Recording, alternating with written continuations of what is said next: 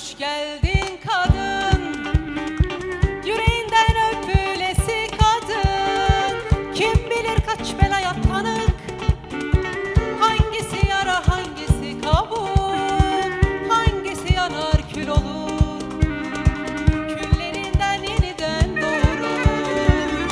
Hoş geldin kadın, emeğinden öpülesi kadın.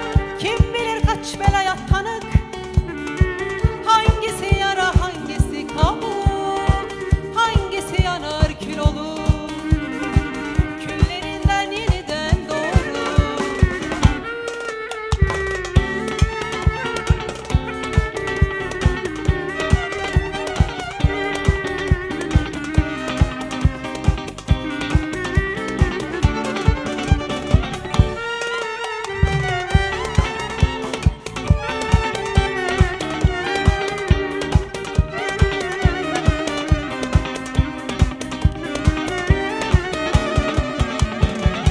Hoş geldin kadın, emeğinden öpülesi kadın.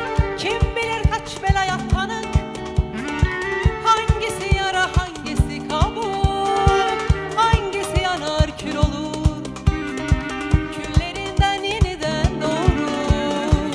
Hoş geldin kadın, yüreğinden öpülesi kadın. Kim bilir kaç belaya tanık, hangisi yara hangisi kabuk, hangisi yanar kül olur, küllerinden yeniden doğurur. Hoş geldin kadın.